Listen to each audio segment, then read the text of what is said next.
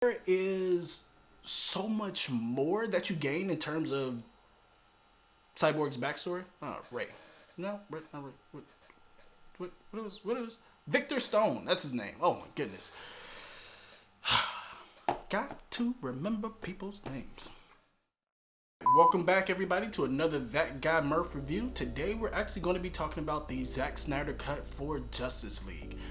This is a 4-hour movie recently released on HBO Max, and it really was an opportunity for Zack Snyder to get his vision of the Justice League movie out, as the version that came out in theaters was taken over by Joss Whedon very late in the process, because Zack Snyder had to walk away for some really troubling family issues. But while his original vision was to be a 4-hour movie, the one that was released in theaters was cut down to about 90 minutes. Now, that movie received a lot of negative feedback. A lot of people felt like it was kind of fine, but you always get that sense watching the movie that something was missing. So after a huge online campaign, a social media campaign, to allow Zack to present his actual vision, we are now being given the Snyder cut for Justice League. So let's talk about it.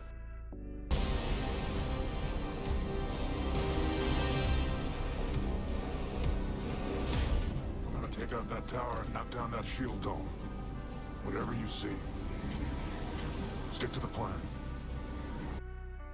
Now, when talking about the characters in this movie, it's impossible to have that conversation without talking about Cyborg first. In the original 2017 edition, he was really a glorified extra, kind of a mere afterthought, and didn't have much impact on the movie besides just being a plot device.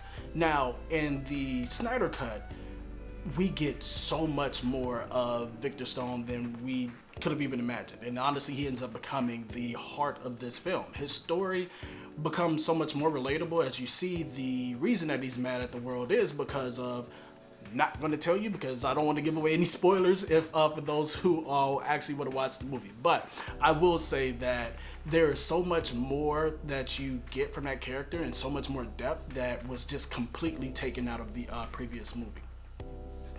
On top of Cyborg's improvement, you also have improvements to characters like Batman. In all honesty, I watched the original movie really thinking, kind of, is Batman's only role here just to kind of bring everybody together, even though nobody likes him? It really still felt kind of out of place. However, they actually give him things to do besides that in this movie, and a lot of it ends up just making more sense, and the character feels like he should actually be there, which is something I didn't get in the previous movie. On top of that, we have to also talk about Steppenwolf, the main villain in the Snyder cut, compared to the original version. And in the original version, Steppenwolf really was just a giant CG monster out killing and destroying stuff, and you really had no depth to the character. It's just he was mad all the time. However, with this newer version, you do really get to appreciate that Steppenwolf is really on a path to redemption after making some huge mistake, and you also get a lot more depth in the character and his interactions with his hometown cronies, as we want to say it, and allows you to see him as more of an actual character. So for the characters portion, we're actually going to give Zack Snyder's Justice League an 8. There were some really standout performances, especially from Cyborg, and I really liked the improvement in Steppenwolf as well. Still, there were some characters that felt kind of out of place. Like, to this day, I can't tell you what Aquaman's real purpose there, besides just being another person who can hit really hard. So there's still some things left to be desired. Not perfect by any means, but still quite enjoyable on the front of characters. With that being said, let's start talking about the story. Talk about the story for the Snyder cut. It remains largely the same as what we got back in 2017. You have Steppenwolf coming down to Earth looking for the mother boxes and just whooping everybody's ass in between. So The part where this movie actually really stands out is in all the different backstories that we didn't get a chance to see in the original version. Number one, of course, as I said, being Cyborg. His story is extremely compelling, and you actually are finally able to form a connection with the character and his motivations, which makes the movie feel a lot more balanced. On the other hand, you have the addition of the storylines for Steppenwolf that are actually much more fleshed out, and he becomes more than just a giant CG villain. His motivations and how they grow and develop throughout the movie allows for not only a much more compelling movie, but really leaves you wanting more to figure out how everything would have ended had they continued the Justice League 2 and 3 as well. So with that being said, we're going to go ahead and give this story an 8, as it is still compelling. It still has some of the same flaws as the original, but the additions of the side storylines really make it a much stronger outing than we got originally. Last but not least, let's talk about the entertainment value. I feel this is the area that received the biggest improvement over the original version.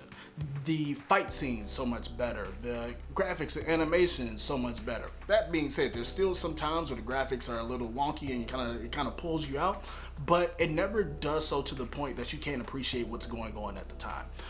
When we talk about those fight scenes, the one that stands out for me is very early on in the movie with Wonder Woman's fight with the bank robbers. There were so many parts of that were taken out in the original version that I can't believe it. Like, those were some of the best parts of that scene as well. And being able to see that full vision and being able to see how a lot of these action scenes were played out,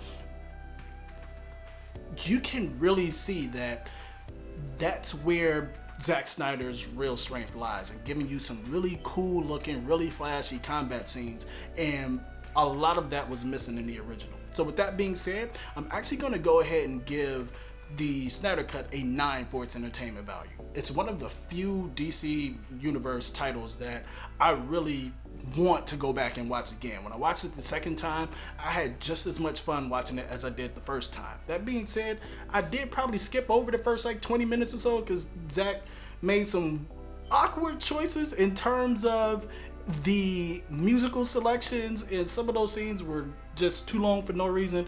But once you get past that, everything else was just a really, really fun ride. In summary, we ended up giving Zack Snyder's Justice League an 8 for its characters, an 8 for its story, and a 9 for the entertainment value, giving it a total score of an 8.3. It was a significant improvement over the original theatrical release, and the addition of the side stories, the addition or the improvement in the action scenes just allowed for a much more enjoyable experience. Now, I know I hinted at this earlier, but while it is a 4-hour movie, I still feel that it could have been done a little bit better in about 3.5 hours. There were definitely some scenes that just went a little too long, especially in the beginning, and there were definitely some really weird musical choices as well. So maybe Zack should have had a little bit more help there, but again, the quality of the action scenes, the quality of the story development, especially Cyborg's story, just make the movie such an enjoyable watch that no matter what it is that you've heard to this point, you would do yourself a disservice if you did not at least give it a chance. Again, thank you for taking the time to watch today's video. If you liked it, make sure to go there and hit that like button, and remember to subscribe to the channel for more reviews coming soon. This week, I'm actually going to be watching Behind Her Eyes, so anybody that's seen it already, definitely leave a comment below. I've heard some good things, and I look forward to bringing you all another review soon. Thanks, and have a good one. Oh gosh, I hope everyone's okay. See, in times of crisis, for dog work, I always bring a meat snack because it makes them feel calm, because you never know what's gonna happen in this city. I mean, oh my gosh, right?